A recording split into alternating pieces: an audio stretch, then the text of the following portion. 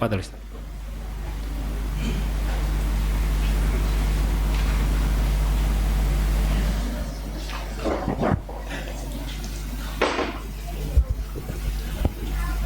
A'udzubillahi minasyaitonirrajim. Bismillahirrahmanirrahim. Assalamualaikum warahmatullahi wabarakatuh.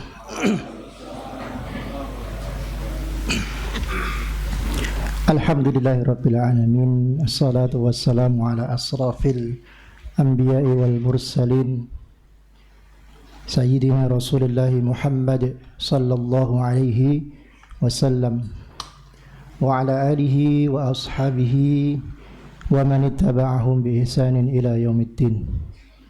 Wa ba'd.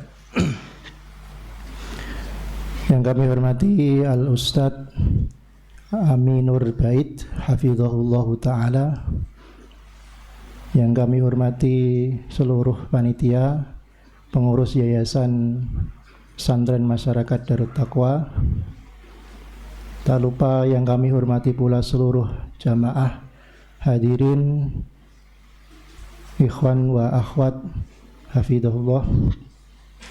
Alhamdulillahirabbil alamin. Kita bersyukur kepada Allah Subhanahu wa taala pada kesempatan malam hari ini kita bisa bersama-sama berkumpul untuk menimba ilmu, bertolabul ilmi, yang alhamdulillah pasca Allah uji negeri kita dengan pandemi, yang terakhir kita kajian bersama Ustadz Ami itu sekitar tahun 2019 nih, kalau tidak salah nih.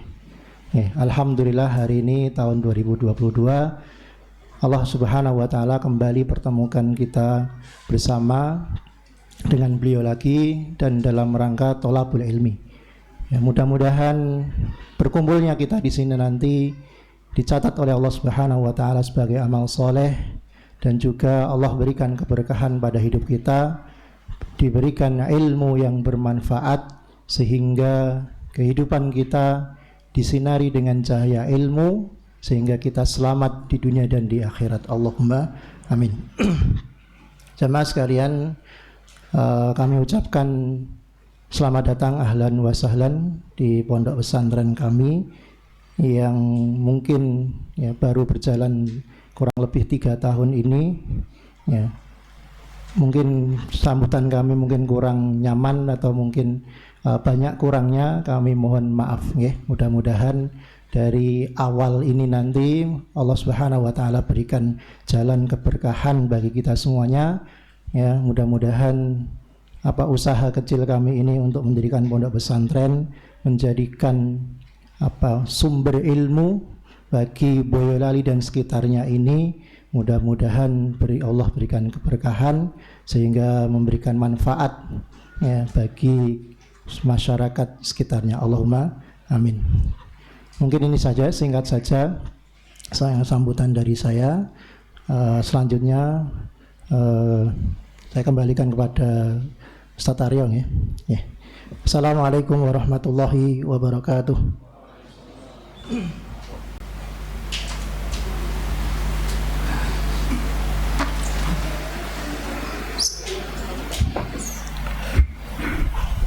Terima kasih Ustaz Dwi Purnomo hafizahullah ta'ala. Sedikit sambutan mewakili kami dari Pesantren Masyarakat Darut Taqwa pada malam hari ini. Yang jelas mungkin semoga acara pada hari ini bisa memberikan kemanfaatan bagi kita semua.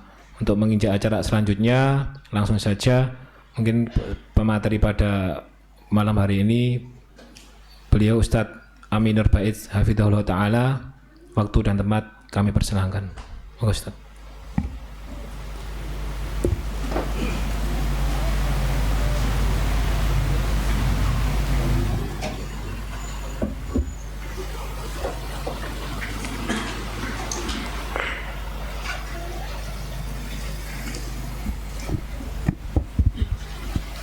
Bismillah.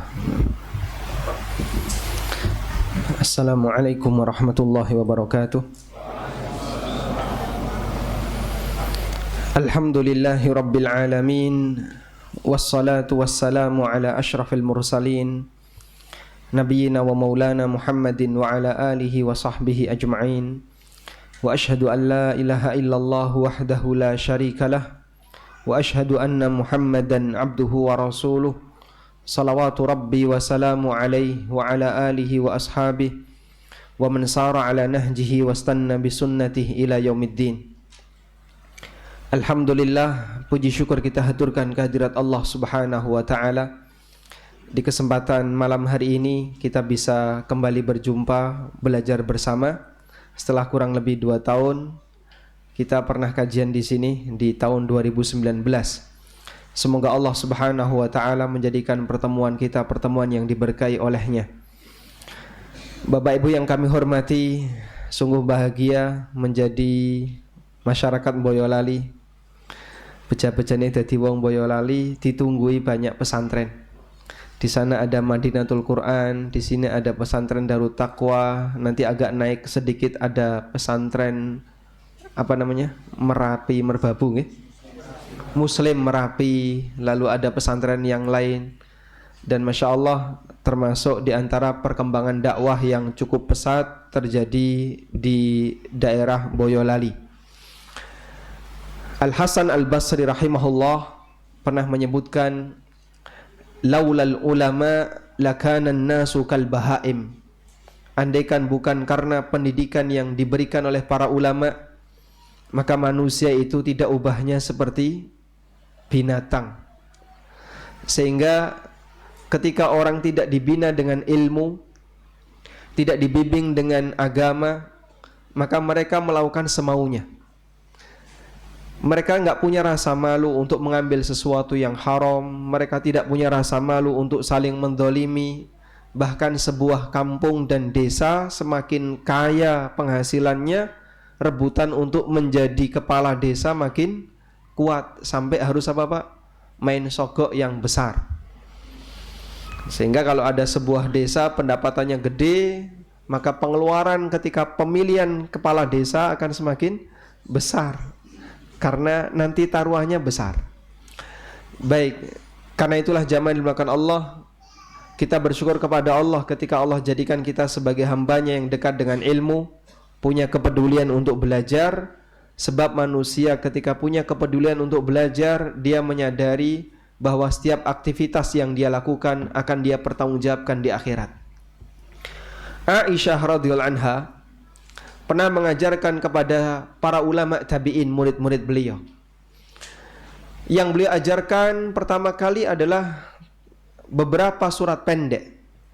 Di juz 30, juz 29, juz 28. Lalu ada yang merasa, kenapa pelajarannya tidak langsung pelajaran tingkat lanjut? Pelajaran misalnya langsung membahas surat Al-Baqarah atau surat yang panjang. Kemudian beliau radhiyallahu anha mengatakan, kenapa kalian tidak begitu semangat ketika mempelajari surat-surat Al-Mufassalat? Surat Mufassalat itu apa? Surat yang ayatnya pendek-pendek. Dan surat Mufassalat dimulai dari surat Qaf yang ada di juz 26 sampai surat An-Nas. Aisyah radhiyallahu anha mengatakan, inna awwala ma nuzila ila Nabi sallallahu alaihi wasallam Al-Mufassalat. Sesungguhnya surat yang pertama kali diturunkan kepada Nabi SAW adalah rangkaian surat Al-Mufassalat. Rangkaian surat Al-Mufassalat adalah surat yang berada di bagian akhir dari Al-Quran. Fiha dzikrul jannati wan nar. Di surat Al-Mufassalat Allah banyak menyebutkan tentang surga dan neraka. Fa idza thaban nasu ilal Islam. Ketika masyarakat mulai berbondong-bondong masuk ke dalam agama Islam, nazalal halal wal haram, barulah Allah menurunkan ayat yang berisi penjelasan tentang halal haram. Sehingga pembahasan seputar masalah riba itu turun di bagian akhir dakwah Nabi SAW. Khamar diharamkan itu turun di bagian akhir dakwah Nabi SAW. Demikian pula hukum-hukum yang lainnya baru diturunkan oleh Allah Subhanahu wa taala di bagian akhir dari dakwah Nabi sallallahu alaihi wasallam. Kemudian Aisyah radhiyallahu anha mengatakan, "Walau kana awwalu ma nuzila la tashrabul khamra." andaikan yang pertama kali diturunkan kepada Nabi SAW adalah ayat yang berisi larangan, la tashrabul khamra, janganlah kalian minum khamr, laqalu, niscaya masyarakat jahiliyah akan mengatakan, la nada'ul khamra abada, kami tidak akan tinggalkan khamr selamanya.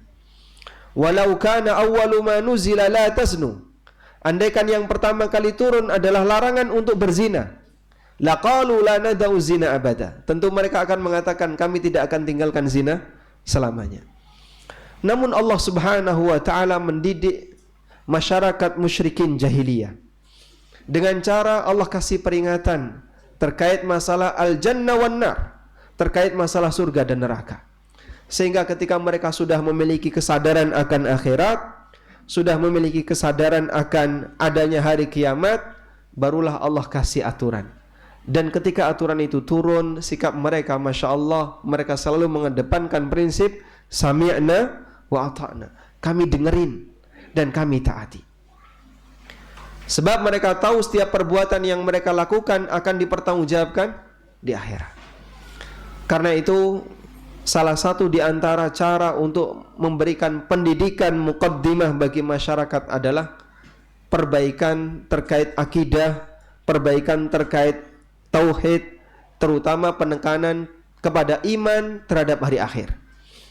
Karena ketika seorang hamba punya iman yang lurus terhadap hari akhir, keyakinan yang kuat terhadap hari akhir, insya Allah dia akan lebih bisa menyesuaikan dengan aturan yang diturunkan oleh Allah, sebab dia menyadari bahwa semua yang dia lakukan dalam kehidupan ini pasti akan diapakan, Pak?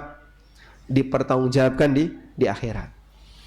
Kajian kali ini mengangkat tema penyesalan manusia di yaumil akhir. Penyesalan manusia di akhirat. Yang ini adalah tema yang sangat berat, karena bisa jadi yang bicara di hadapan Bapak Ibu semuanya juga akan menghadapinya.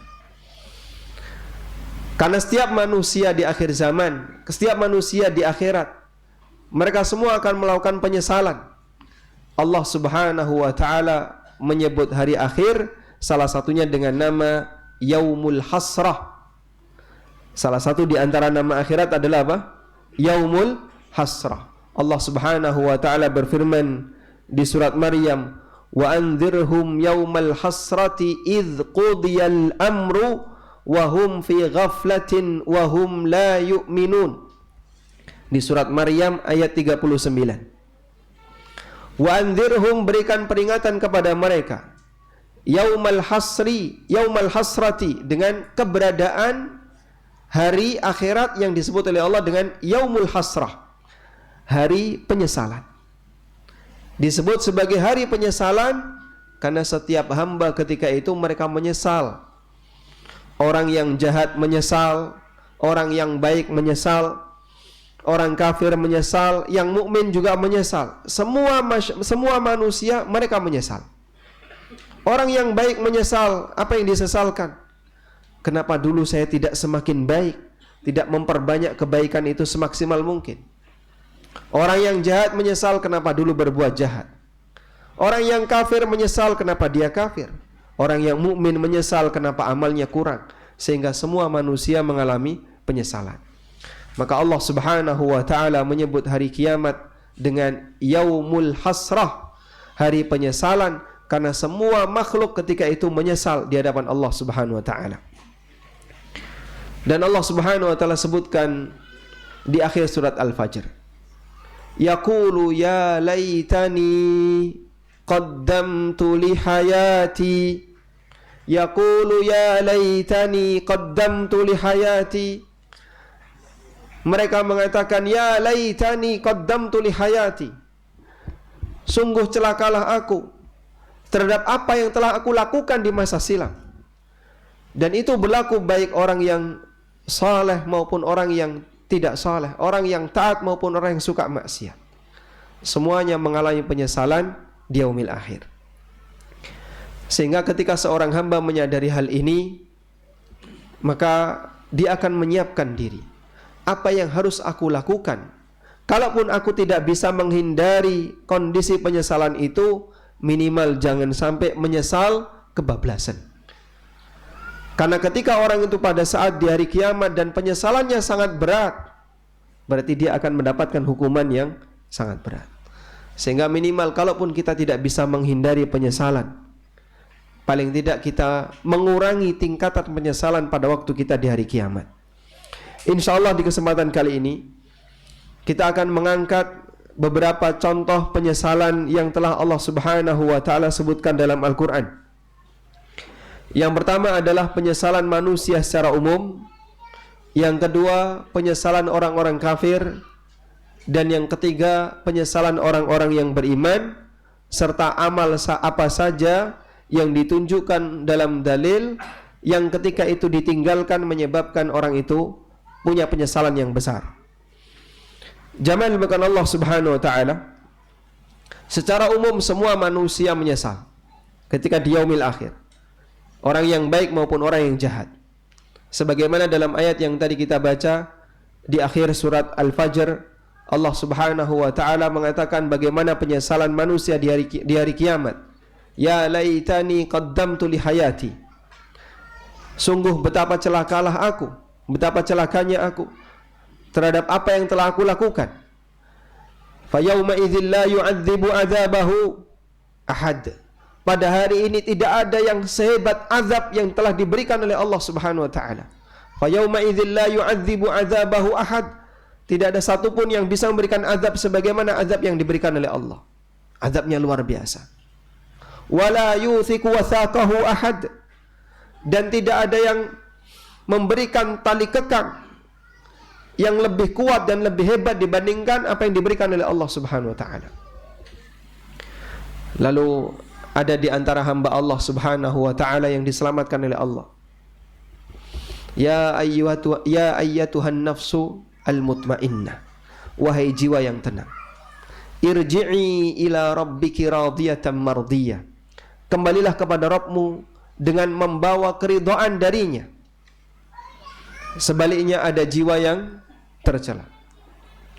Jiwa yang tenang dipanggil oleh Allah Subhanahu wa taala dan diminta untuk kembali kepada Allah dengan membawa keridhaan. Ya Allah Subhanahu wa taala memanggil, ya ayyatuhan nafsul mutmainnah, wahai jiwa yang tenang, irji'i ila rabbiki radiyatan mardiyah, fadkhuli fi ibadi wadkhuli jannati. Bergabunglah bersama para hambaku dan masuklah kalian ke dalam surgaku. Ini berlaku bagi hamba-hamba Allah Subhanahu wa taala yang baik ketika mereka disambut oleh Allah Subhanahu wa taala dan para malaikatnya untuk masuk ke dalam surga. Sementara hamba yang jahat, sebagaimana disebutkan dalam hadis dari Al-Barra bin Azib radhiyallahu anhu, mereka dipanggil oleh Allah Subhanahu oleh malaikat dengan panggilan, ya ayyatuhan nafsul khabithah, wahai jiwa yang jelek, ukhruji ila sakhati minallah wa ghadabi, keluarlah kamu dari jasad ini menuju murka Allah dan marahnya Allah. Akhirnya ruh itu karena dia tidak mau keluar, dia mencengkram ke seluruh jasad orang tersebut sehingga dipaksa oleh malaikat untuk keluar dari jasadnya. Hatta digambarkan oleh Nabi SAW, kama tunza'us sufud fis sufil mablul, sebagaimana gancu yang ditaruh di kain suf yang basah, sehingga mungkin ada pembuluh darah yang sobek, ada daging yang sobek. Pada saat nyawa itu dipaksa ditarik oleh malakul maut, karena sudah waktunya orang ini untuk meninggalkan, terpisah dari rohnya. Dan itu penyesalan yang umum terjadi pada manusia. Allah gambarkan di akhir surat Al-Fajr. Selanjutnya, penyesalan yang terjadi pada penduduk neraka. Orang kafir mereka menyesal, sehingga mereka membayangkan andaikan dia menjadi binatang. Sebagaimana yang Allah gambarkan di surat An-Naba ayat 40. Yauma yandurul mar'u ma qaddamat yadah. Pada hari di mana manusia melihat apa yang telah mereka kerjakan. Wa yaqulul kafiru ya laitani kuntu turaba. Dan orang kafir mengatakan, ya laitani kuntu turaba, andaikan aku menjadi tanah. Dan orang kafir mengucapkan kalimat ini ketika kapan? Pada saat dia melihat binatang dijadikan oleh Allah sebagai tanah. Allah bangkitkan semua makhluk yang pernah hidup di alam raya ini. Apa dalilnya? Wa idzal wuhushu husyirat. Apabila seluruh binatang dikumpulkan oleh Allah Ta'ala, sehingga makhluk yang tidak berakal mereka juga dihidupkan kembali oleh Allah. Kambing yang sudah mati dihidupkan kembali, sapi yang sudah mati dihidupkan kembali, makhluk-makhluk yang lain yang sudah mati semuanya dihidupkan kembali oleh Allah Ta'ala. Binatang dihidupkan kembali oleh Allah dalam rangka apa? Dalam rangka apa? Dalam rangka menjalani hisab. Sehingga siapa binatang yang dulu pernah mendolimi binatang yang lain, keadilan di dunia ini tidak bisa ditegakkan, maka tidak ada kisos binatang. Dan Allah Subhanahu wa taala tegakkan di yaumil qiyamah. Makanya disebut sebagai yaumul qiyamah, hari penegakan, karena ketika itu keadilan 100% ditegakkan. Dan ini salah satu di antara bukti bahwasanya keadilan di bumi ini tidak bisa ditegakkan secara maksimal. Binatang yang pernah mendolimi binatang yang lain, dia tidak terbalaskan sampai mati. Binatang yang pernah mendolimi binatang yang lain tidak terbalaskan sampai mati. Masya Allah. Ini ada pengumuman ya. Menyala pengumuman Avanza dengan nomor AD 1429 NW, mohon digeser. Didorong nggak bisa? Yang merasa memiliki kendaraan Avanza AD 1429 NW, silahkan digeser. Nanti silahkan menghubungi panitia ya. Sampai mana tadi? Binatang dibangkitkan oleh Allah dalam rangka untuk menjalani hisab. Karena ketika di dunia bisa jadi antar sama mereka saling mendolimi, dan itu belum terbalaskan sampai mati. Binatang yang pernah mendolimi binatang yang lain sampai mati belum pernah dibalas.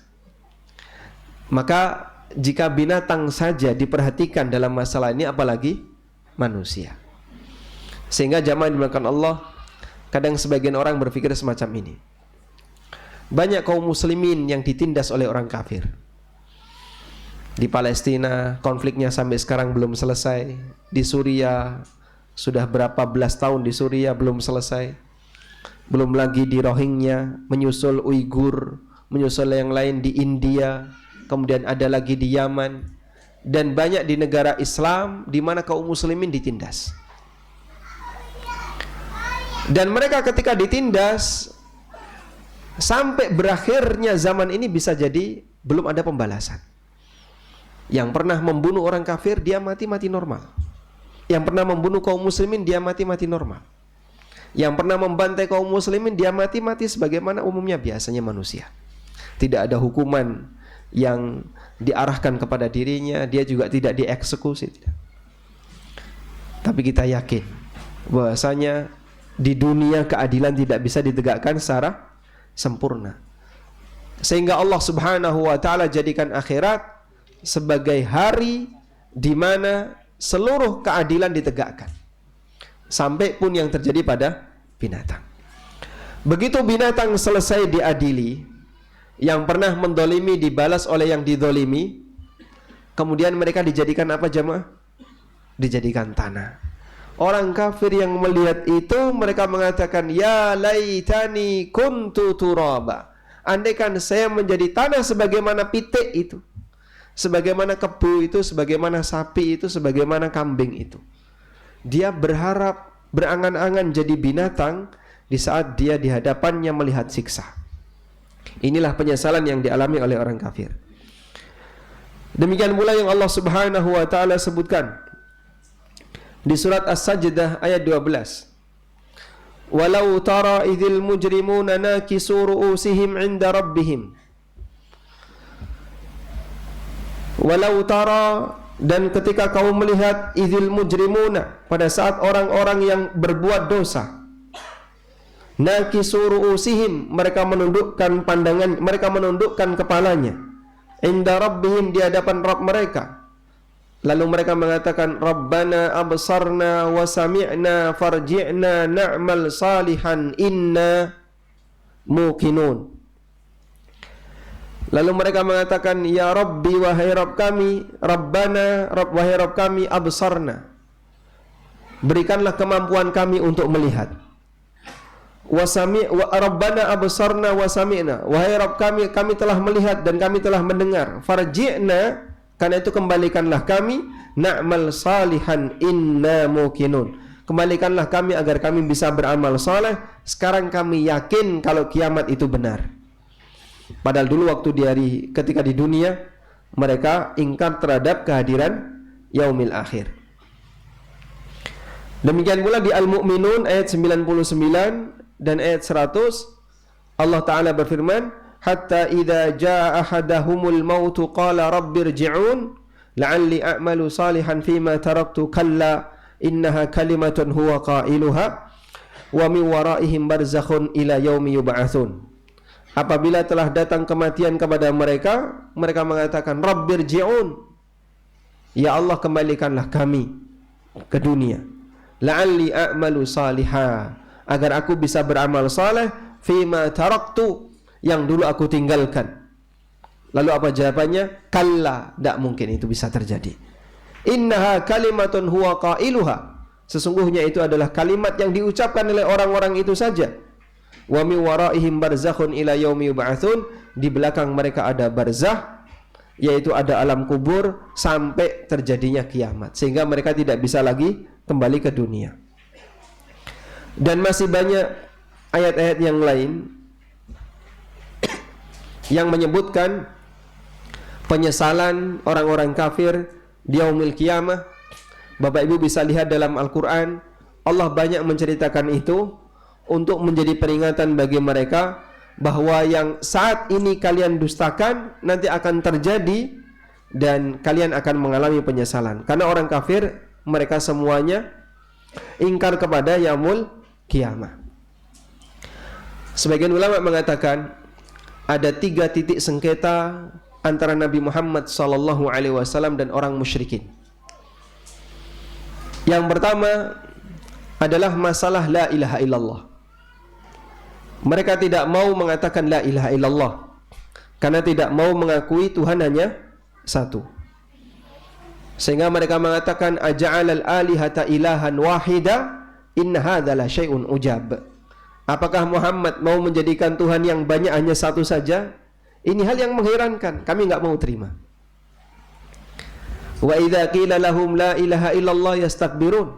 Dan apabila dikatakan kepada mereka la ilaha illallah, mereka bersikap sombong, sehingga mereka menolak untuk menjadikan Tuhan hanya satu. Ini titik sengketa yang pertama.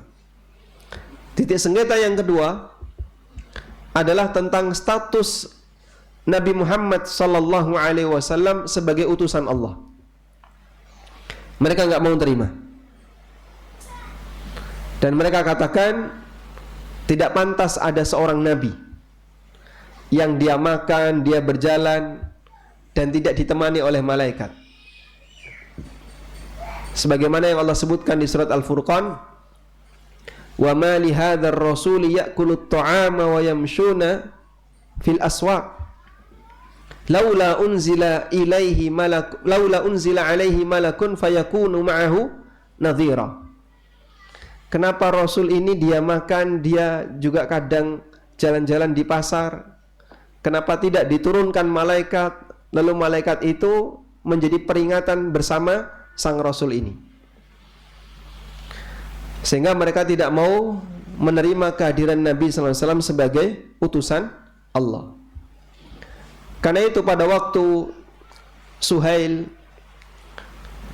orang yang diutus oleh orang musyrikin untuk membuat perjanjian di Hudaybiyah, di situ dalam perjanjian itu tertulis min Muhammadin Rasulillah, dari Muhammad utusan Allah.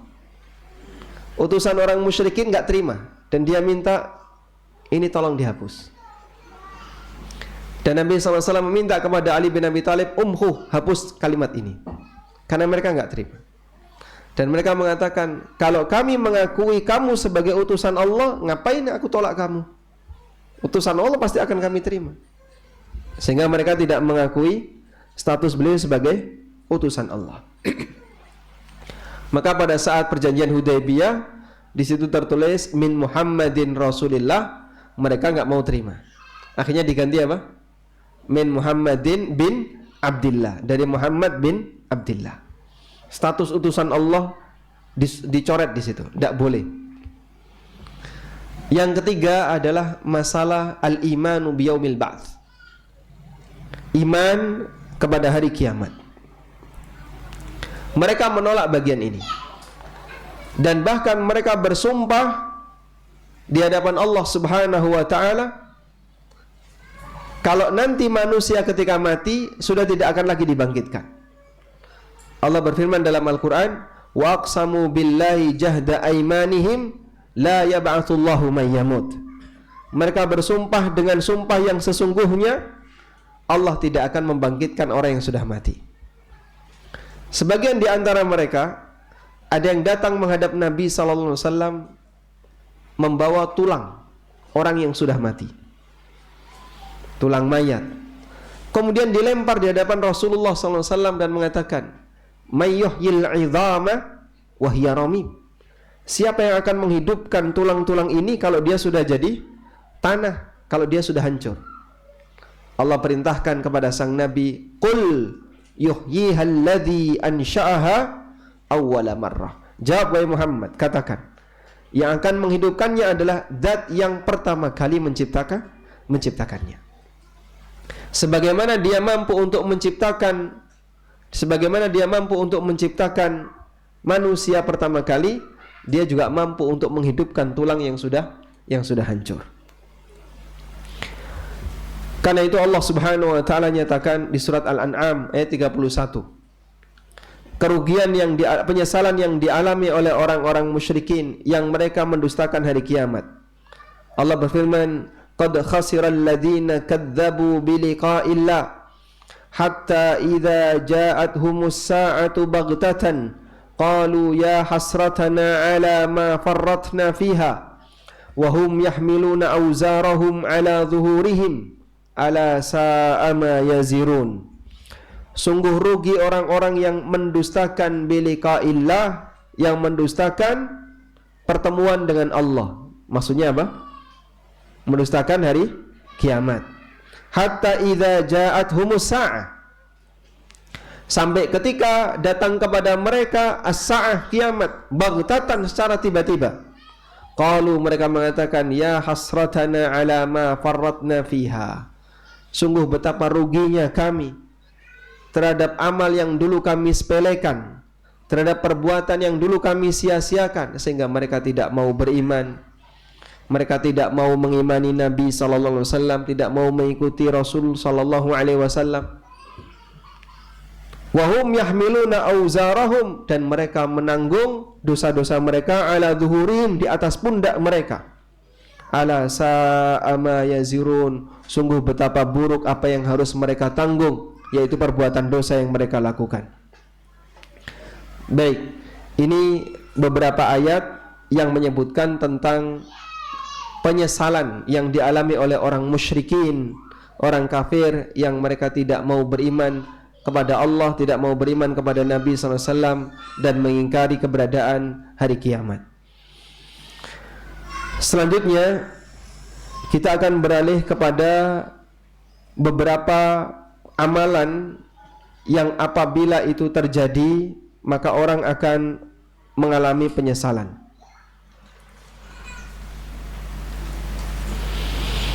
Jamaah dimuliakan Allah Subhanahu wa taala, ada beberapa amalan khusus di mana Nabi sallallahu alaihi wasallam memberikan penekanan agar amalan itu dijaga, agar kita tidak mengalami penyesalan. Salah satunya adalah rajin membaca surat Al-Baqarah. Disebutkan dalam hadis yang sahih riwayat Muslim, Nabi sallallahu alaihi wasallam bersabda, "Iqra'u surat Al-Baqarah fa inna akhdhaha barakatun wa tarkaha hasratun wa la tastati'uha al-batalah. Rajin-rajinlah membaca surat Al-Baqarah. Fa inna akhdhaha barakah, karena mengambil surat Al-Baqarah. Dan yang dimaksud mengambil surat Al-Baqarah maknanya apa? Rajin membacanya, menghafalkannya, memahami maknanya. Sesungguhnya mengambil surat Al-Baqarah artinya memberikan perhatian terhadap surat Al-Baqarah. Barakatun, di situ ada keberkahan. Wa tarkuha hasratun, dan meninggalkan surat Al-Baqarah adalah penyesalan. Di sini Rasulullah SAW menyebutkan meninggalkan surat Al-Baqarah sebagai tindakan penyesalan. Padahal kita tahu bahwasanya surat yang paling ditakuti adalah surat Al-Baqarah. Begitu Ramadan, hari pertama buka halaman pertama Al-Fatihah, ringan ya, hafal. Masuk surat Al-Baqarah sudah ketakutan. Ini kapan selesai? Kok panjang sekali? Meninggalkan surat Al-Baqarah termasuk di antara salah satu penyebab penyesalan. Wala tastati'uha al-batalah, dan al-batalah tidak akan mampu untuk melawan Al-Baqarah. Dan yang dimaksud dengan al-batalah adalah as-saharah, para tukang sihir. Yang dimaksud dengan al-batalah adalah para tukang sihir. Artinya tukang sihir tidak akan mampu untuk melawan dengan sihirnya ketika orang itu meruqyah dengan membaca surat Al-Baqarah. Makanya bagi seorang muslim mukmin yang dia dekat dengan Al-Quran, dia tidak takut dengan yang namanya dunia klenik. Kalaupun ada sesuatu yang mengganggu yang tidak kelihatan, dia sudah siap dengan amunisinya. Karena dia tahu Nabi SAW menegaskan bahwa tukang sihir tidak akan mampu untuk melawan surat Al-Baqarah. Sehingga bapak ibu ketika menjumpai hal yang aneh di dapur ya, jam 12 malam ada bunyi kludak-kludak, itu hanya ada beberapa kemungkinan. Yang pertama kucing, yang kedua tikus. Kalaupun ada yang nggak kelihatan ya, cara ngusirnya gimana? Bacakan surat Al-Baqarah. Baik. Selanjutnya, yang kedua adalah membaca doa kafaratul majlis, diiringi dengan berzikir pada saat kita bermajlis. Rasulullah sallallahu alaihi wasallam pernah bersabda, "Ma qa'ada qaumun maq'adan lam yadhkuru fihi Allah." Apabila ada sekelompok orang yang sedang duduk, lalu mereka tidak menyebut nama Allah, bermajelis tapi isinya bahas politik. Kalau nggak bahas politik, bahas masalah pemilu, sama juga ya. Kalau nggak gitu, poligami. Semuanya serba poli, Pak ya. Yang di situ tidak membahas Allah Subhanahu wa taala, tidak menyebut nama Allah Subhanahu wa taala, wa yusallu 'alan nabi. Dan mereka tidak bersalawat kepada Nabi sallallahu alaihi wasallam, illa kana 'alaihim hasratan yaumal qiyamah. Kecuali nanti akan menjadi sumber penyesalan bagi mereka di hari kiamat. Wa in dakhalul jannata litsawab, meskipun bisa jadi orang itu punya kesempatan untuk masuk surga dengan pahala yang mereka punya. Hadis ini dinilai sahih oleh Syekh Albani dan dimasukkan dalam as-silsilah as-sahihah. Karena itulah jamaah dimakan Allah, pada waktu kita duduk bareng, biasanya orang membaca kafaratul majlis waktu kapan? Waktu kapan? Kajian. Waktu kajian atau baca Quran bareng, majelis yang di situ membahas ilmu. Ini majelis yang bagus. Dan pada saat kita melakukan majelis yang bagus, kita menjaga kafaratul majelis. Tapi majelis yang lain yang di situ tidak ada kajiannya. Misalnya Majelis apa? Majelis kerenengan, majelis bahas politik, majelis bahas poligami, majelis bahas dagangan dan seterusnya. Jarang sekali kemudian ketika kita bubar membaca tahiyat, membaca kafaratul majelis. Jarang sekali. Padahal yang lebih butuh untuk dibacakan kafaratul majelis yang mana, Pak? Majelis yang di situ tidak ada unsur kajiannya, tidak mengingatkan seseorang kepada Allah, tidak ada bersalawat untuk Nabi SAW. Seringnya kita begitu selesai majelis bubar ya sudah selesai.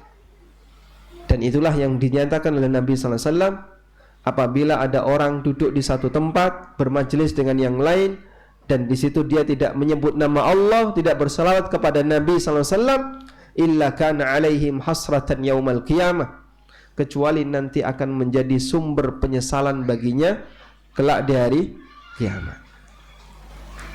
Maka iringi dengan berdakwah, ya sedikit-sedikit nyinggung kajian. Kemarin saya ikut ngaji di sini, Ustadz menyampaikan beberapa poin seperti ini, beliau mengingatkan kami seperti ini. Singgung di situ. Sehingga setidaknya ada peringatan Allah yang dibahas di situ. Karena majelis zikrullah itu ada dua makna. Majelis zikrullah ada dua makna. Yang pertama adalah majelis di mana nama Allah, kalimat-kalimat thayyibah di situ disebutkan. Seperti misalnya kita duduk di masjid, selesai sholat, kemudian kita berzikir. Atau pada waktu kita kumpul bareng, kemudian kita berzikir. Maka di situ ada majelis yang di sana berisi apa? Zikrullah. Yang kedua adalah majelis di mana peringatan Allah dibahas di sana. Sehingga dalam majelis itu ada kajian tentang masalah ilmu, ada kajian tentang masalah Al-Quran atau hadis Nabi SAW. Karena makna zikrullah itu dua ini. Yang pertama, kata Allah sebagai objek, sehingga arti zikrullah di situ adalah menyebut Allah dalam kalimat-kalimat thayyibah. Dan yang kedua, kata Allah sebagai subjek, sehingga makna dari kata zikrullah adalah peringatan yang diturunkan oleh Allah. Sebab jumlah idhofah atau kalimat frase, maka mudhof ilaih itu bisa berstatus sebagai fa'il, bisa berstatus sebagai maf'ul. Dan dalam kalimat zikrullah ini jumlah apa? Idhofah, kalimat frase. Posisi mudhof ilaih di situ bisa berstatus sebagai fa'il, bisa berstatus sebagai maf'ul. Kata Allah kalau berstatus sebagai fa'il, maka artinya adalah peringatan yang diturunkan oleh Allah. Sehingga majelis zikrullah adalah majelis yang membahas peringatan yang diturunkan oleh Allah. Dan disitulah makna dari keterangan Atha bin Abi Rabah ketika beliau menjelaskan tentang majelis zikir, kata beliau, majlisun yuzkaru fihil halal wal haram. Majelis yang di sana disinggung masalah halal dan haram. Karena halal haram adalah peringatan dari siapa? Dari Allah Subhanahu wa taala. Atau yang kedua, kata Allah di situ berstatus sebagai maf'ul. Sehingga makna zikrullah adalah menyebut Allah, yaitu dalam kalimat-kalimat thayyibah. Sehingga dalam majelis itu disinggung zikrullah. Orang membaca subhanallah, alhamdulillah, la haula wala quwata illa billah, minimal di bagian muqaddimah. Sehingga saat di bagian muqaddimah dia menyampaikan bismillah, walhamdulillah, wassalatu wassalamu ala rasulillah. Berarti dia sudah apa? Menyebut Allah dalam pujian. Dan ketika itu diucapkan dalam sebuah majelis, maka berarti majelis itu sudah beriringan dengan zikrullah. Insya Allah majelis seperti ini tidak ada unsur penyesalan di yaumil qiyamah. Tapi kalau sama sekali tidak ada zikrullah, maka di majelis itu akan menjadi sumber penyesalan di hari kiamat. Ngusik, aku tak ngomong sih ya.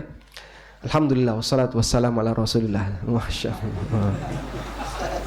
Coba kalau seperti itu gimana, Pak? Hah? Ras itu gerenengan saya yakin ya. Antum ngobrol masalah poligami, kemudian tiba-tiba nanti dulu saya mau bicara ya. Bismillah wassalatu wassalamu ala Rasulillah. Ras itu Pak. Cuman kita tidak membiasakan demikian. Tayyib. Biasanya kalau orang mau usul kan langsung ngomong ya. Dalam sebuah forum yang enggak resmi. Langsung gantian ngomong. Namun yang terbaik adalah diawali dengan memuji Allah dengan cara alhamdulillah wassalatu wassalamu ala Rasulillah dan seterusnya. Tayyib. Kebiasaan di masyarakat kita, orang ketika bicara enggak megang mikrofon, itu enggak pakai muqaddimah. Begitu dikasih mikrofon, assalamualaikum warahmatullahi wabarakatuh. Apa bedanya antara pakai mikrofon dan enggak pakai mikrofon? Hah? Biasa lomba. Karena masalah kebiasaan. Padahal kalau kita butuhkan zikrullah dalam setiap majelis, maka pada saat Anda mengungkapkan sesuatu, iringi dengan memuji Allah, bersyukur kepada Allah, mensucikan Allah, dan kalimat-kalimat yang semisal, agar majelis itu tidak menjadi sumber penyesalan di yaumil akhir. Minimal pada waktu mau bubar, salah satu tolong ingatkan baca doa kafaratul majelis.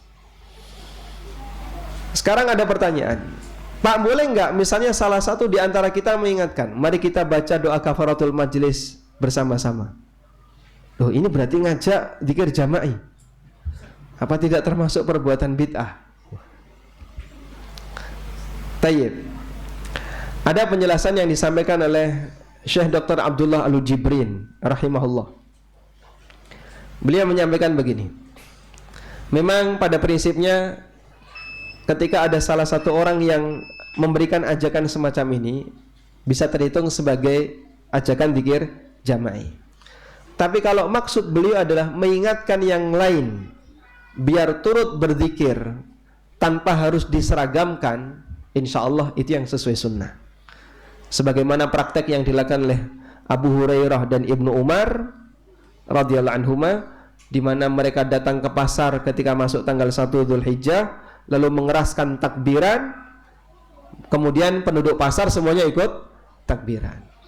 Sehingga yang bisa antum lakukan begitu bubar majelis, antum ucapkan subhanakallahumma wa bihamdika asyhadu an la ilaha illa anta dengan suara keras, biar yang lain nurut ikut, yang lain juga ngikut.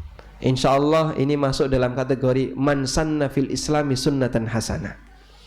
Siapa yang dia memprakarsai perbuatan yang baik dalam Islam, maka siapapun yang mengikutinya akan mendapatkan pahala dari semua yang mengikutinya.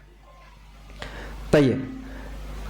Minimal membaca kalimat itu, semoga itu jadi kafarah atas obrolan yang kita lakukan selama 1 jam, setengah jam, sekian jam, yang itu sama sekali tidak membahas zikrullah. Di bagian akhir, keraskan bacaan subhanakallahumma wa bihamdika asyhadu an la ilaha illa anta, biar yang lain mengikuti. Wallahu ta'ala alam. Sudah masuk Isya? Kita akan dengarkan adzan Isya terlebih dahulu, lalu selanjutnya lanjut sedikit materi, kemudian baru tanya jawab. Demikian, wassallallahu ala nabiyyina Muhammadin wa ala alihi wa sahbihi wasallam.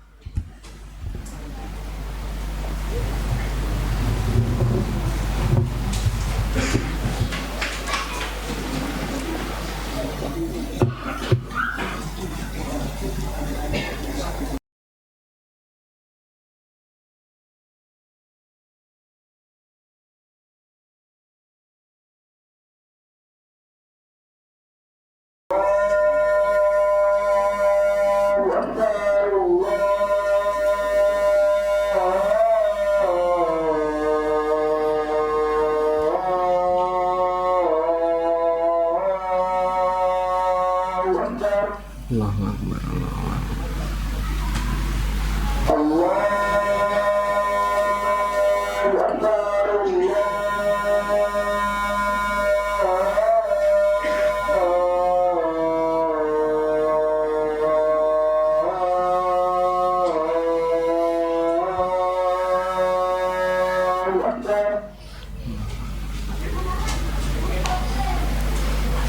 Asyhadu an la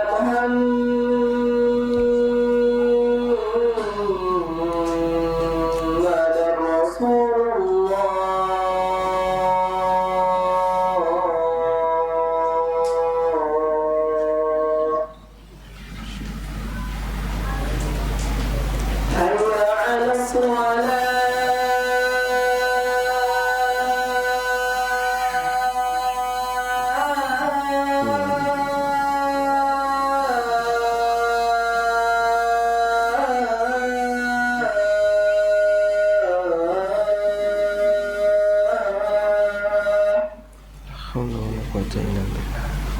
حي على الصلاة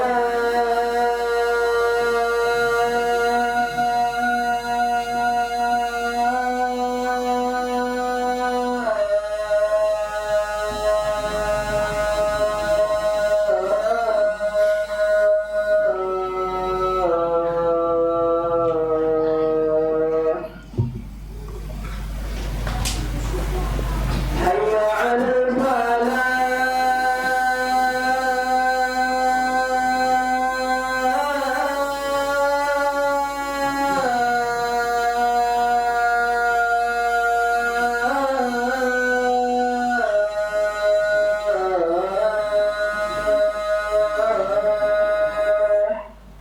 La haula wala quwwata illa billah.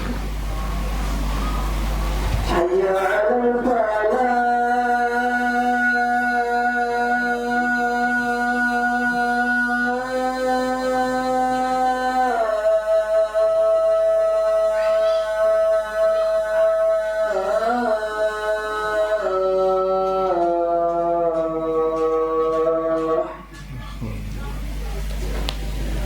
الله أكبر الله أكبر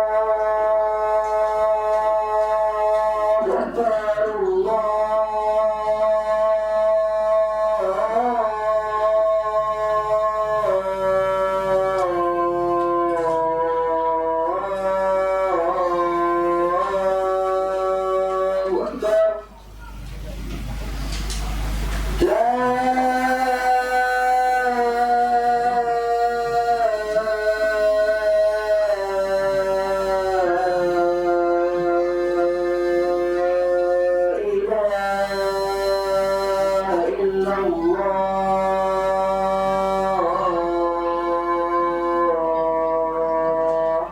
La ilaha illallah. Allahumma salli ala Muhammad. Allahumma rabb hadhihi da'wati tamma wassalati.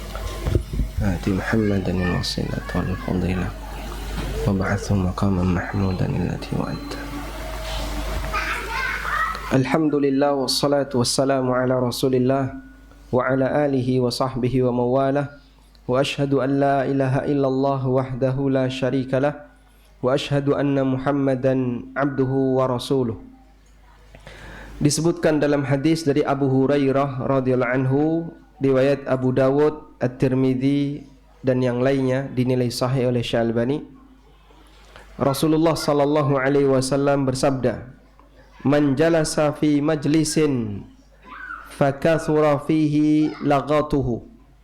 Siapa yang duduk di sebuah majlis lalu banyak guyonnya. Dan biasanya kebiasaan kita seperti itu. Kalau sudah duduk bareng temannya, yang dilakukan adalah saling membuli. Siapa yang paling pintar dianggap berprestasi. Nah, sehingga jadilah forum itu jadi forum saling membuli. Banyak guyonnya. Faqala qabla ayyakuma min majlisihi dzalik. Lalu sebelum dia berdiri dari majlis itu, dia membaca kalimat Subhanakallahumma wa bihamdika asyhadu an la ilaha illa anta astaghfiruka wa atubu ilaik. Kata Nabi SAW, illa ghufira lahu ma kana fi majlisihi dzalik. Maka Allah Ta'ala akan ampuni apa yang telah dia lakukan di majlis itu. Sebab salah satu di antara sumber dosa lisan adalah ketika orang itu bermajlis. Bagaimana kalau dalam majlisnya adalah majlis yang isinya kebaikan, majlis isinya nasihat, majlis tausiah, majlis yang isinya membaca ayat Al-Quran, mudarasah, saling belajar dan seterusnya. Apakah juga dianjurkan untuk membaca ini? Jawabannya dianjurkan. Sebagaimana disebutkan dalam hadis riwayat Abu Dawud dari Abu Barzah Al-Aslami radhiyallahu anhu, beliau bercerita, kana Rasulullah sallallahu alaihi wasallam yaqulu bi akharatin idza arada ay yakuma minal majlis. Kebiasaan Nabi sallallahu alaihi wasallam ketika beliau sudah berada di ujung majlis, saat beliau mau berdiri, beliau mengucapkan subhanakallahumma wa bihamdika asyhadu an la ilaha illa anta astaghfiruka wa atubu ilaik. Dan disebutkan dalam riwayat yang lain, orang yang beramal saleh lalu dia membaca doa ini, maka tubbi'alah, maka ini akan menjadi stempel baginya, sehingga amal itu dipertahankan oleh Allah Subhanahu wa taala sampai hari kiamat. Ini manfaat membaca doa kafaratul majlis, baik majlis itu majlis yang isinya kebaikan maupun majlis yang sifatnya mubah, apalagi majlis yang di situ isinya maksiat. Selanjutnya, hal yang lain yang menyebabkan orang itu bisa merugi dan merasakan kerugian besar di hari kiamat adalah rebutan jabatan. Rebutan jabatan. Dalam hadis riwayat Bukhari, Nabi SAW menyebutkan kondisi umat beliau, innakum satahrisuna 'alal imarah, sungguh kalian akan rebutan untuk mendapatkan jabatan, wa innaha satakunu nadamatan wa hasratan, namun jabatan itu akan menjadi sumber penyesalan, wa nadmatan, dan sumber penyesalan. Sehingga orang yang mendapatkan jabatan, kata Nabi SAW, berpeluang besar dia akan melakukan penyesalan ketika di hari kiamat, meskipun dia orang yang beriman. Sebab pada saat dia punya jabatan, namanya manusia pasti punya kekurangan, akan ada bagian yang mungkin belum dia tunaikan, ada bagian yang belum dia lakukan, dan di saat itu dia berpeluang untuk dituntut oleh rakyatnya, oleh bawahannya kelak di hadapan Allah Subhanahu wa taala. Wallahu taala alam. Mungkin demikian yang bisa kita sampaikan sebagai pengantar di kesempatan malam hari ini, dan kita memohon kepada Allah Subhanahu wa taala, semoga Allah taala memberikan kita hisab yang ringan. Allahumma hasibna hisaban yasira.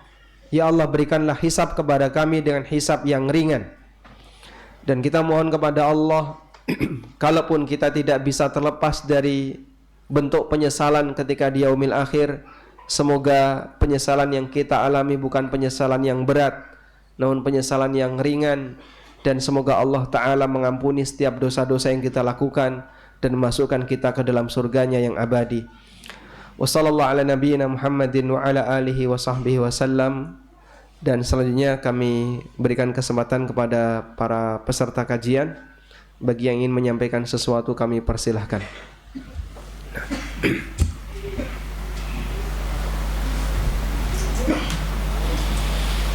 Tafadhal.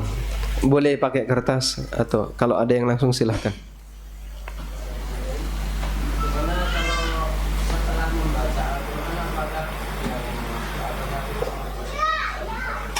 Baik. Tayyib. Bagaimana ketika setelah membaca Al-Quran, apakah kita juga dianjurkan untuk membaca doa kafaratul majlis sebagaimana yang tadi kita baca? Setelah membaca Al-Quran, disebutkan dalam sebagian riwayat bahwa Rasulullah SAW membaca doa kafaratul majlis.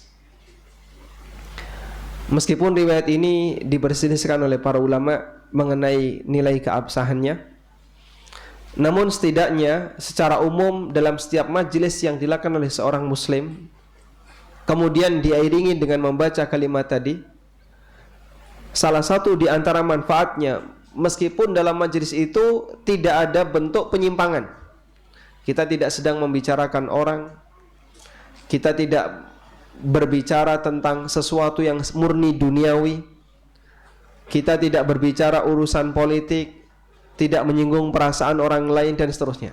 Anda murni ketika dalam majelis itu isinya zikrullah, apalagi majelis Al-Quran, Anda membaca didengarin oleh orang lain atau saling gantian membaca kemudian menyimak. Apakah diperbolehkan untuk membaca doa tadi? Jawabannya diperbolehkan, dan di antara harapan yang bisa kita inginkan adalah semoga nanti itu menjadi stempel sehingga amal soleh yang kita lakukan diabadikan oleh Allah Ta'ala di hari kiamat. Wallahu a'lam. Nah, untuk bermajelis dengan orang yang tidak muslim misalnya. Kalau taruhlah kita sering menyampaikan dengan lafaz Allah alhamdulillah subhanallah gitu, kalau sedikit diketawakan atau dia juga mengulangi alhamdulillah itu bagaimana ya? Sedangkan dia taruhlah non muslim Baik. atau kufar. Non muslim agamanya apa? Tapi Ustaz, Iya, oh baik. Baik. Tayyib, kalau kita bermajelis dengan non muslim yang dia beragama misalnya Nasrani atau Yahudi. Orang Nasrani dan orang Yahudi, apakah dia beriman kepada Allah? Dia yakin Allah itu ada? Yakin. Dia punya keyakinan bahwa Allah itu ada. Sebagaimana orang musyrikin jahiliyah di zaman Nabi SAW. Maka banyak di antara mereka yang bernama Abdullah. Bahkan seperti yang kita tahu, beberapa musuh Rasulullah SAW bernama Abdullah. Seperti Abdullah bin Umayyah. Abdullah bin Umayyah bin Khalaf bin Mughirah itu yang mendampingi Abu Jahal pada waktu Rasulullah SAW menjenguk Abu Talib.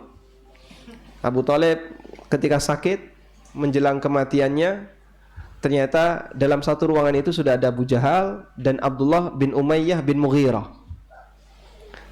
Dan Abdullah bin Umayyah serta Abu Jahal inilah yang mempengaruhi mempengaruhi Abu Talib untuk tidak masuk Islam. Sehingga saat Nabi SAW menawarkan, ya ammi kulla ilaha illallah kalimatun uhajulaka biha indallah. Wahai ammi, wahai pamanku, ucapkanlah la ilaha illallah, nanti paman akan saya bela di hadapan Allah. Maka dikatakan oleh dua orang ini, atarghabu an millati Abdul Muttalib, apakah kamu membenci agama bapakmu Abdul Muttalib? Sehingga Abu Talib merasa malu kalau dia mati disebut sebagai orang yang benci kepada ajaran agama bapaknya. Malu diarani, Pak. Meskipun dia mati, dia itu merasa malu. Sehingga dia tetap bertahan dalam kondisi memilih agama Abdul Muttalib. Tayyib. Nah, ketika kita bermajelis dengan non-muslim lalu kita mengucapkan alhamdulillah dan seterusnya, yang saya ketahui mereka juga kadang mengucapkannya. Sehingga ada sebagian orang Nasrani kadang mengucapkan alhamdulillah, kadang mengucapkan Allahu Akbar, astagfirullah, alhamdulillah. Alhamdulillah yang sering ya. Alhamdulillah mereka sering. Kadang mengucapkan alhamdulillah. Entah tiru-tiru orang mukmin atau mungkin bisa jadi dia itu dulu waktu kecil beriman lalu dia murtad. Sehingga bawaan ketika dia masih muslim terbawa sampai ketika dia berada di agama yang baru yang dia anut saat ini. Maka tidak masalah kalau kita tetap mengucapkan alhamdulillah, subhanallah, la haula wala quwata di hadapan mereka, dan itu tidak disalahkan. Kecuali yang tidak boleh adalah menyampaikan salam kepada mereka. Namun kalau dalam satu kelompok itu ada muslim, ada non muslim, kita memberi salam dengan niat untuk ditujukan kepada muslim, hukumnya boleh. Sementara untuk zikir yang lain silahkan disampaikan, tidak ada masalah. Masalah ditertawakan dan tidak, dulu Nabi SAW mengucapkan la ilaha illallah, mereka tertawa, mereka bersikap sombong. Sampai memberikan bantahan, aja'alal alihata ilahan wahida, inna hadha la syai'un ujab. Apakah Muhammad mau menjadikan Tuhan yang banyak hanya jadi satu saja? Sungguh ini adalah hal yang mengherankan. Wallahu a'lam. Tafadhal. Ini mau tanya, yang tadi seperti disampaikan bukan hanya dari golongan manusia yang akan mendapatkan hisab di yaumul kiamah nanti, tetapi juga dari golongan hewan. Tetapi apakah juga berlaku bagi hewan buas lah utamanya, yang secara naluri atau instingnya memang rantai makanannya adalah binatang lain yang lebih lemah gitu. Yang selanjutnya, apakah akan menimbulkan penyesalan juga bagi kita apabila kita membunuh atau menghilangkan nyawa binatang buas, contohnya ular yang notabene berbisa kita. Jazakallahu. Masya Allah. Berarti yang nyembelih korban itu kan sembelih Binatang buas. Oh, binatang buas ya. Tayyib. Yang pertama begini, semua yang diizinkan secara syariat maka statusnya legal, sehingga perbuatan itu adalah perbuatan yang dibenarkan. Karena itu Nabi SAW ketika berbicara tentang aturan perbuatan yang diizinkan oleh syariat, belum minta untuk dilakukan yang terbaik. Beliau SAW meminta untuk dilakukan yang terbaik. Contohnya membunuh binatang. Membunuh binatang itu ada dua. Yang pertama membunuh untuk dikonsumsi, dan itulah menyembelih. Dan ada membunuh karena dia ganggu. Rasulullah SAW menyebutkan dua hal itu. Fa idza dzabhtum fa ahsinu dzibha wa idza qataltum fa ahsinu al-qitla. Kalau kalian menyembelih, maka nyembelihlah dengan cara yang terbaik. Dan kalau kalian membunuh, maka bunuhlah dengan cara yang terbaik. Wal yuhidda syafratahu falyurih dzabihata. Tajamkan pisaunya agar sembelihannya bisa cepat istirahat, akhirnya cepat mati. Sehingga ketika seorang muslim pada waktu dia menyembelih binatang, dia membunuh binatang dengan cara menyembelih untuk dikonsumsi sebagai jagal atau bukan jagal, apakah dia nanti akan dikisos oleh binatang itu di hari kiamat? Terus sapinya menyembelih dia, atau kambingnya akan gantian menyembelih dia? Maka jawabannya dia lakukan ini secara apa? Legal, sesuai dengan aturan, dan itu diperbolehkan. Kalau tidak ada unsur kedzaliman sepeser pun, maka ini tidak termasuk bentuk kedzaliman. Dan tidak mungkin ini kedzaliman, sebab Nabi SAW menyembelih dan beliau tidak mendolimi binatang pada waktu beliau SAW menyembelih. Tapi kalau proses menyembelihnya ada unsur kedzaliman, ya, misalnya dicambui dulu sampai pingsan, baru setelah itu disembelih, nah ini ada unsur kedzaliman. Dia berdosa karena mendolimi binatang. Kemudian bagaimana dengan binatang buas, yang memang secara tabiatnya dia akan makan binatang yang menjadi sasarannya? Apakah nanti juga akan dikisos di yaumil akhir? Wallahu a'lam, saya tidak tahu. Dan itu bukan bagian dari kepentingan kita, karena manusia tidak bertanggung jawab atas perbuatan yang dilakukan oleh singa. Sehingga kalaupun ada macan yang menerkam kijang, apakah kita perlu bertanggung jawab? Kenapa kamu nggak tolong kijang itu? Kalau saya nolong kijang itu gimana coba? Nah, maka kita yang jadi sasaran berikutnya. Tayyib, wallahu a'lam. Nah, termasuk juga diantaranya adalah membunuh binatang karena mengganggu, bunuh ular, bunuh tikus, bunuh cicak, dan membunuh binatang yang diperbolehkan untuk dibunuh. Maka saat kita membunuh dan tidak ada unsur kedzaliman, kita tidak berdosa. Tapi kalau pada waktu membunuh ada unsur kedzaliman, ya, tikusnya dicubitin terus sampai pingsan misalnya, baru setelah itu dibunuh. Nah, kalau kayak gini berdosa karena apa? Mendolimi. Kadang ya, nyuwun sewu, kita kalau jengkel sama tikus, ya, itu setelah tikus ketangkap, diapain Pak? Disiksa dulu. Nah, jengkel, ya, kamu sudah berapa kali bikin onar di dapur? Berapa kali makan roti saya? Akhirnya kadang tikus itu ditusui pelan-pelan. Itu jangan dilakukan ya. Kalau mau membunuh silahkan dibunuh. Setelah dia ditangkap berhasil, silahkan segera dibunuh dan tidak boleh disiksa. Karena itulah untuk membunuh cicak, semakin cepat mematikan semakin besar nilai pahalanya. Semakin lambat proses kematiannya, semakin kecil nilai pahalanya. Ini untuk hewan yang disyaratkan untuk dibunuh. Wallahu a'lam. Nah, kita coba angkat ini dulu ya. Mohon motivasinya bagi muslim yang hampir putus asa karena maksiat yang banyak dan tobat yang tidak istiqomah, kalah dengan syahwat. Nah, Allah Subhanahu wa taala memberikan motivasi kepada para hambanya. Qul li'ibadiyalladzina asrafu ala anfusihim.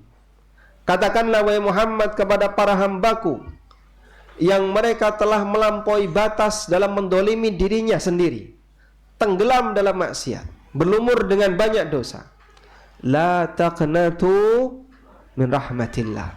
Jangan pernah putus asa dari rahmat Allah. Innallaha yaghfirudz dzunuba jami'a. Sesungguhnya Allah mengampuni semua bentuk dosa. Sehingga Allah mengampuni dosa, jangankan hanya sebatas dosa besar, dosa sekelas syirik, kalau orang yang bertobat dan serius bertobat akan diampuni oleh Allah Subhanahu wa taala. Sebagaimana yang dialami oleh para sahabat yang dulunya mereka musyrik kemudian mereka masuk Islam. Lalu bagaimana kalau dosanya bentuknya syahwat? Selesai dia minta ampun, terus nanti melakukan lagi. Dan terus seperti itu, terus dia tobat lagi, melakukan lagi, tobat lagi, melakukan lagi. Hal semacam ini pernah diajukan oleh para sahabat. Mereka mengadu kepada Nabi SAW, ya Rasulullah, kita kalau berada di hadapan Anda, seolah-olah surga dan neraka ada di hadapan kita. Para sahabat ketika berada di majelis Nabi SAW, seolah-olah surga dan neraka ada di hadapannya. Sehingga mereka begitu khusyuk, mereka fokus, mereka bisa menambah iman pada saat berada di majelis Nabi SAW. Karena majelis masing-masing orang itu beda kekuatannya.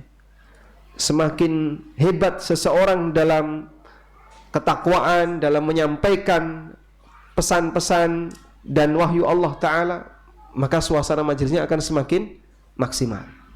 Anda bisa bayangkan, pada waktu Bapak Ibu misalnya berada di majelis Ustadz Yazid, atau Ustadz Syafiq, atau Ustadz Firanda, atau yang lainnya, tentu akan berbeda ketika berada di hadapan majelisnya ANB. Akan berbeda dengan majelisnya Ustadz yang lain. Kualitasnya berbeda. Tingkat keimanan yang kita dapatkan bisa jadi berbeda. Antum bisa bayangkan gimana majelisnya Nabi SAW. Pada saat Rasulullah SAW bersabda, lalu beliau menyampaikan penjelasan kepada para sahabat, suasananya kayak gimana? Iman mereka Masya Allah. Kita aja yang berada di majelis kayak gini kadang merasa iman kita sudah naik. Saya mendapatkan kelezatan iman pada saat kita berada di majelis Ustadz Fulan, Ustadz Fulan. Antum bisa bayangkan kalau kita berada di majelisnya Rasulullah SAW, betapa iman itu naik begitu cepat. Maka para sahabat membayangkan seolah-olah surga dan neraka ada di hadapannya.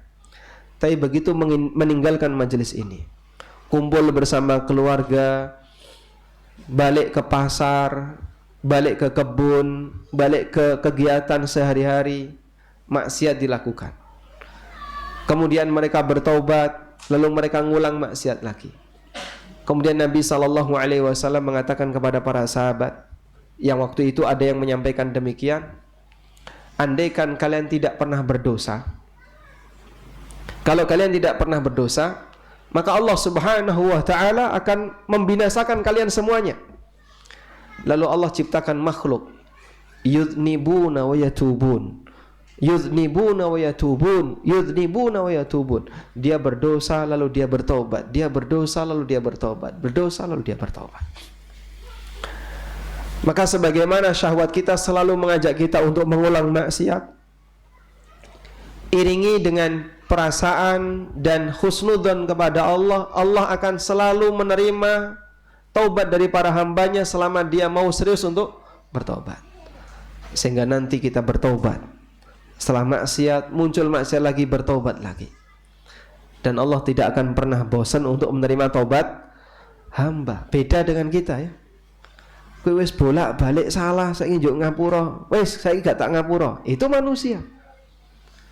Orang kalau ada orang berbuat salah kepada dia, salah sekali, baik saya maafkan. 2 kali saya maafkan. 3 kali biasanya dia ngomong apa, Pak? Ngomel dia, komentar.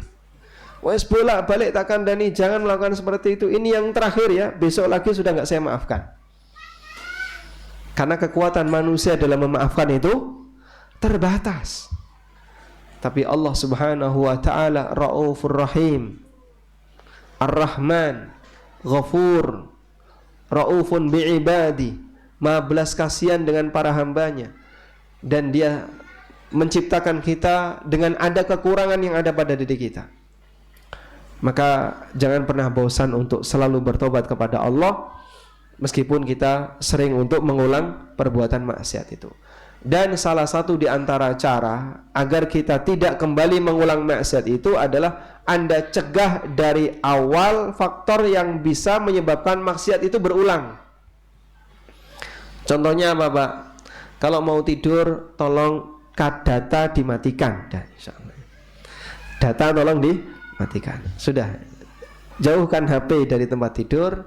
Kalau Anda butuh alarm, ya yang penting suaranya terdengar, tangan tidak bisa jangkau. Insya Allah lebih aman. Ya, terutama bagi yang belum punya keluarga, yang tidur masih sendirian. Antum matikan data, tidur di awal waktu, sudah jauhkan HP dari jangkauan tangan. Insya Allah aman. Sebab salah satu di antara faktor kenapa orang itu berulang melakukan maksiat karena syahwat adalah pegang mendoan, Pak. Pegang HP, Pak. Dan Google paham kemarin buka apa, nanti muncul iklan kurang lebih seperti itu, sesuai dengan algoritma kebiasaan penggunanya. Nah, saat muncul seperti itu, muncul gambar yang menarik, kepo dia. Ini apa sih isinya? Terus diklik, nanti menjalar kemana-mana. Maka caranya adalah matikan data, sudah taruh HP yang tidak bisa dijangkau oleh tangan. Insya Allah lebih aman. Nah, yang ibu-ibu juga seperti itu ya. Hindari potensi maksiat dengan cara matikan data biar nggak suka belanja. Karena kalau sudah megang HP senengannya kunjungan ke marketplace dan seterusnya. Baik. Tafadhal. Sekarang majelis itu kan tidak hanya offline, tapi juga online. Apakah majelis itu terkadang kita juga membeli dan sebagainya? Apakah sudah ditutup dengan doa kamu teman juga? Baik. Kalau kita bermajelis secara online, apakah perlu untuk membaca kafaratul majelis? Karena dalam majelis online juga kadang ada membuli ya. Meskipun dalam grup WA saling membuli, saling menyudutkan. Dan Masya Allah orang kalau online biasanya lebih berani daripada offline. Ketika online kendel dia, pasang status, komentar, karena nggak kelihatan. Dan dia bisa sembunyi. Bahkan kadang membuat identitas yang nggak dikenal. Tapi begitu tatap muka meneng, nggak berani dia. Makanya bisa jadi ketika orang itu bermajelis secara online, potensi maksiatnya lebih gede daripada offline. Sehingga pada waktu di grup ya, di grup WA atau di mana begitu, saling membuli, salah satu jadi sasaran. Apakah perlu diiringi dengan kafaratul majelis? Jawabannya perlu diiringi dengan kafaratul majelis. Dengan cara diingatkan kepada yang lain, tobat kepada Allah, sudah kita akhiri aja ini. Jangan dilanjutkan untuk saling membuli. Dan antum bisa baca kalimat kafaratul majelis, tidak harus ditulis ya, dalam rangka untuk menjadi kafarah dari apa yang kita lakukan dalam majelis tersebut. Wallahu a'lam. Assalamualaikum warahmatullahi wabarakatuh. Waalaikumsalam warahmatullahi wabarakatuh. Bagaimana menyikapi orang yang mendebat tentang hukum riba? Nah, tayyib, Muslim sepakat bahwa riba itu haram. Selama dia orang Muslim dan Islamnya sudah, artinya bukan mu'allaf, pasti dia tahu kalau riba itu haram. Sehingga kita yakin setiap Muslim itu sepakat bahwa riba itu haram. Karena itu kalau sampai ada seorang Muslim yang mengatakan riba tidak haram, ini bisa sampai keluar dari Islam. Sebab tentang hukum haramnya riba termasuk di antara perkara yang disebut oleh para ulama dengan istilah ma'lumun minad din bid-darurah. Bagian dari agama yang diketahui oleh semua orang. Dan mengingkari hukum yang statusnya ma'lumun minad din bid-darurah, bagian dari agama yang diingkari, yang diketahui oleh semua orang, mengingkari bagian ini masuk dalam kategori perbuatan istihlal, menghalalkan apa yang Allah haramkan. atau mengingkari hukum Allah Subhanahu wa taala, dan itu termasuk di antara pembatal keislaman. Karena itu untuk haramnya riba, kaum muslimin sepakat riba haram. Ya? Karena yang namanya riba, hukum riba haram hampir diketahui oleh semua muslim. Sebagaimana khamr itu haram, sebagaimana judi haram, sebagaimana babi itu haram, dan seterusnya. Namun apakah sebuah transaksi yang dilakukan oleh bank tertentu statusnya riba? Nah, dalam hal ini memang ada perbedaan pendapat. Sehingga bagi mereka yang melakukannya, mereka menganggap apa yang aku lakukan ini bukan riba. Karena dia anggap itu bukan riba, saat dia melakukannya, dia santai saja, tidak ada beban dosa. Karena bagi dia ini bukan riba. Ada juga yang ketika dia melakukannya, dia beralasan, ya kata kiai itu boleh kok, berarti ini kan bukan riba. Maka dia punya syubhat. Yang syubhat itu menyebabkan dia meyakini bahwa perbuatan yang dia lakukan adalah bukan praktek riba. Dan itulah realita yang ada di lapangan. Maka tidak heran kalau sampai ada orang yang dia melakukan praktek riba, ya, dia kerja di bank ribawi misalnya, tapi di saat yang sama dia punya jadwal khutbah. Bukan dia dianggap tokoh masyarakat, ya.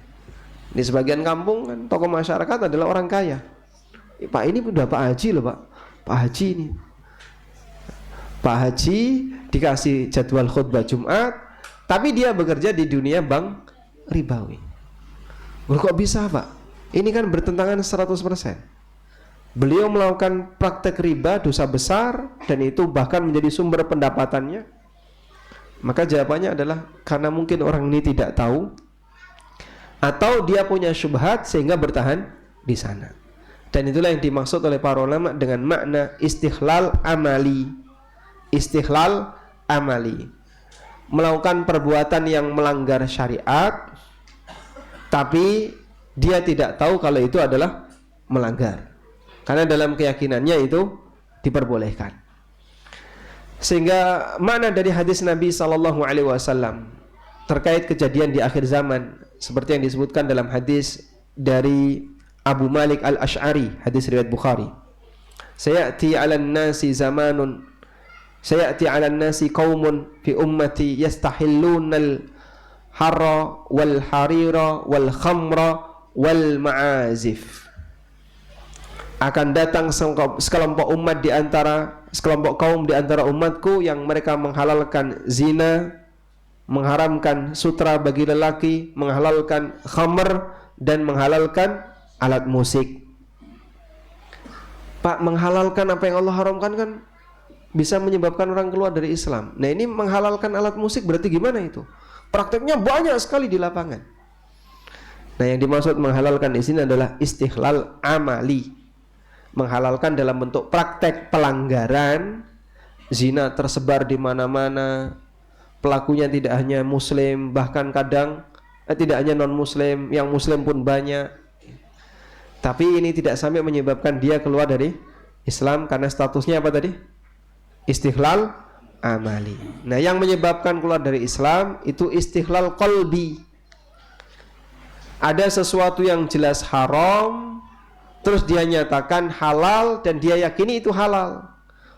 Babi ini halal, nggak apa-apa. Khamr ini nggak apa-apa. Kalau kamu minum dalam posisi kamu kedinginan, nek sumuk rento. Kalau panasan nggak boleh. Kalau kedinginan boleh minum khamr.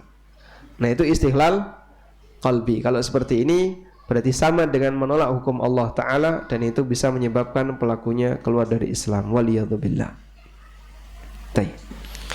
Sehingga kalaupun Anda mengajak orang lain untuk meninggalkan riba, kemudian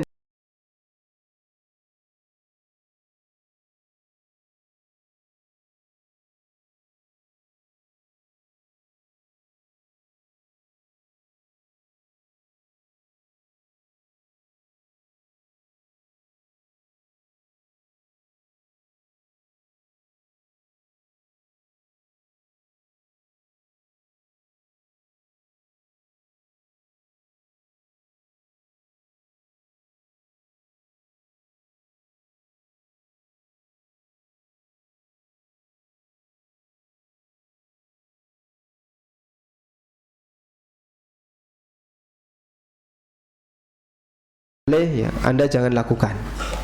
Sehingga yang seharusnya dilakukan adalah sampaikan kepada suami bahwa menggunakan kartu kredit ini termasuk praktek riba jahiliyah. Karena praktek riba jahiliyah itu pada saat utang gak ada bunga jika bisa bayar tepat waktu.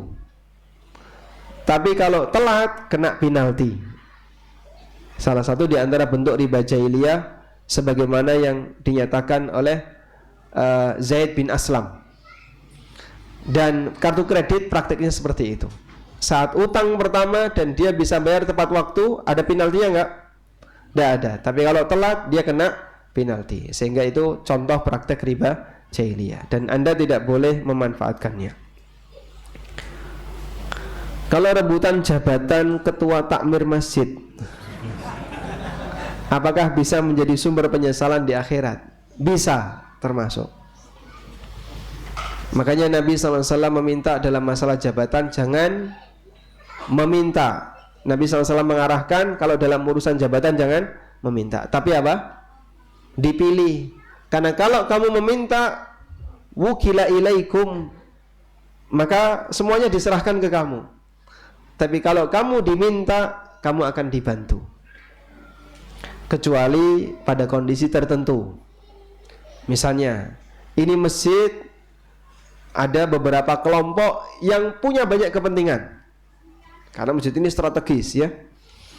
Sehingga Ormas A berharap bisa jadi takmir, Ormas B berharap bisa jadi takmir, Ormas C berharap jadi takmir. Dan Anda punya peluang yang sama, silahkan bergabung.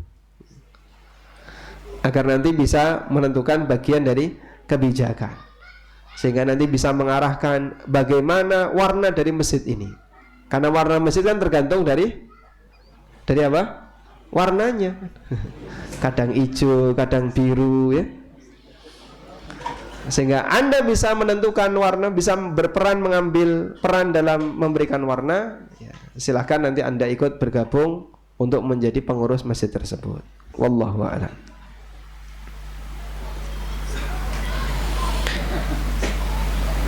Assalamualaikum warahmatullahi wabarakatuh. Waalaikumsalam warahmatullahi wabarakatuh. Apa hukum orang yang niat menyudahi utang riba tapi belum mampu melunasinya walau sudah jual aset? Kalau hukumnya boleh, hukum niat ya. Apa hukum niat? Kalau hukum niatnya insya Allah tidak masalah. Tayyib. Jadi begini jamaah ya. Ada orang punya utang ribawi dan kewajiban dia adalah agar segera diselesaikan biar tidak menambah bunga. Dan di saat yang sama dia tidak membayar riba kepada orang lain. Karena begini ya. Orang saat nyicil, waktu dia nyicil itu kan sama dengan pokok plus riba, gitu ya. Dan riba yang dia bayarkan setiap bulan itu berarti dia memberi makan riba kepada orang lain. Dan itu termasuk perbuatan yang dilaknat oleh Nabi SAW dalam hadis dari Jabir bin Abdullah. La'ana Rasulullah SAW akila riba wa mukilah. Rasulullah SAW melaknat orang yang makan riba dan yang memberi makan riba. Maka kenapa orang yang punya utang ribawi itu diminta untuk segera dilunasi? Karena kalau dia tertib sesuai jadwal, sehingga jadi nasabah yang istiqomah dan disiplin, tiap bulan dia bayar, tiap bulan sesuai jadwal, maka tiap bulan dia kena laknat. Bulan ini bayar riba, kena laknat. Bulan besok bayar riba lagi, kena laknat lagi. Dan doa buruk dari Nabi SAW tentu saja sangat menakutkan. Maka di saat itu terjadi pada seorang muslim, dia dituntut gimana caranya biar bisa segera tutup. Dah sekali bleng, waktu sekali dia nutup, dia bayar pokok plus bisa jadi tambah bunganya ya. Waktu itu dia berdosa, sudah selanjutnya sudah putus. Bukan mengulang praktek kesalahan itu tiap bulan. Itulah kenapa kemudian kita diminta bagi yang punya utang ribawi agar segera melunasi. Perjuangkan sebisanya, dan kalau bisa dihilangkan penaltinya atau ribanya, bunganya, insya Allah itu yang lebih bagus. Wallahu a'lam. Baik. Selanjutnya gantian. Saya bertanya, Anda menjawab. Nah, pertanyaan yang pertama. Ini hadiahnya ya. Ini untuk apa ini? Hadiah ya? Bukan dijual kan? Bukan. Ada yang mau buku ini? Wah, baik. Antum panitia kan? Pertanyaannya ya. Sebutkan 3 keutamaan surat Al-Baqarah. Nah, Masya Allah, yang mana? 1. Pertama, hindarkan dari gangguan sihir. Hindarkan dari gangguan sihir. Yang kedua, rumahnya insya Allah tidak dimasuki setan. Ya, yang ketiga.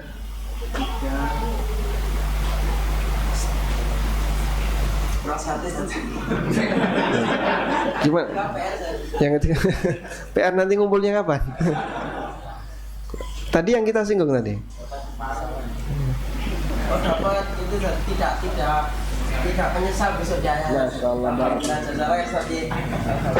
Alhamdulillah, barakallahu fikum. Baik. Selanjutnya, sebutkan 3 titik sengketa antara Nabi sallallahu alaihi wasallam dengan orang musyrik. Siapa tadi yang duluan? Nah, fadhal, antum duluan. Berdiri ya, siap. Di belakang kamera. Silakan. 1.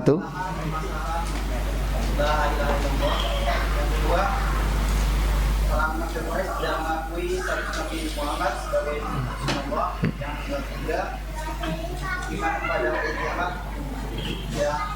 Yang ketiga, Masya Allah. Yang pertama apa tadi? Mereka tidak mengakui masalah la ilaha illallah. Yang kedua,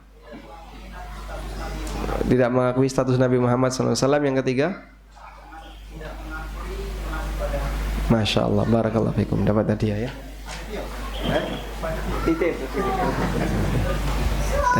Selanjutnya, nah,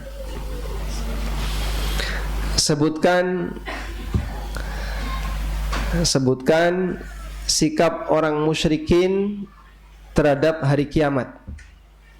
Nah, silahkan. Yang kedua, pertama tidak percaya hari kiamat. Yang kedua, mereka apa? Mereka tidak percaya pada Rasul dan Allah. Yang ketiga,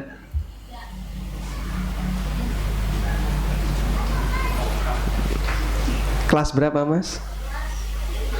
Kelas 5, Masya Allah, barakallahu fikum ya. Berani angkat tangan, silahkan maju mas ya.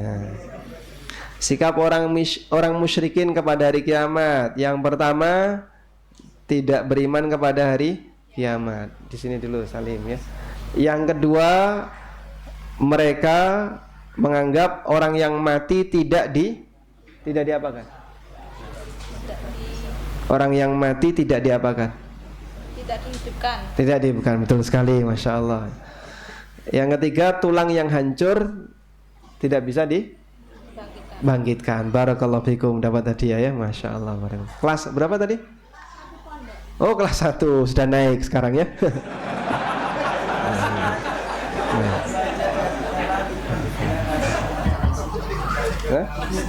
Untuk ibu-ibu ada? Gimana cara jawabnya? Hah? Tidak ada ya. Baik, diwakili suaminya. Selanjutnya ya. Selanjutnya, sebutkan secara umum perkataan Aisyah tentang surat Mufassal tadi. Silahkan Pak. Aisyah mengatakan bagaimana? Adalah surat-surat yang dimulai dari surat Al-Aqaf juz 26 sampai Anas. Surat apa Pak? Surat Qaf. Qaf, bukan Al-Ahqaf ya. Surat Qaf. Qaf sampai Anas. Nah.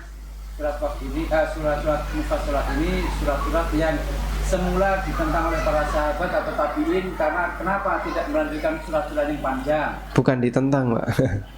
Diprotes. Tanyakan kenapa juga yang Saat mengkajinya kenapa nggak langsung panjang. Kemudian Aisyah radhiyallahu anha menjelaskan bahwa di Islam Mufassalat ini berisi tentang surga dan neraka, tauhid dan sebagainya. Bukan atau belum berbicara tentang hukum-hukum yang lain. Masya Allah. Homer hukum Barakallahu fikum. Masya Allah dan sebagainya ya. ini yang mau silakan, saya punya bukunya. Oh gitu, Masya Allah.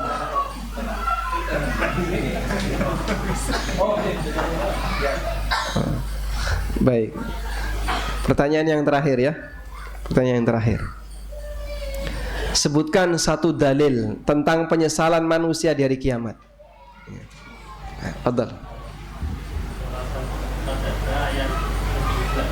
Ya bunyinya gimana kan? Yang antum hafal aja. Fadhal. Qala rabbi la'alli a'malu salihan fima taraktu. Surat Al-Mu'minun. Ganti yang lain yang antum hafal. Yaqulu ya wa yaqulul kafir itu. Masya Allah, barakallahu fikum. Walhamdulillahi rabbil alamin.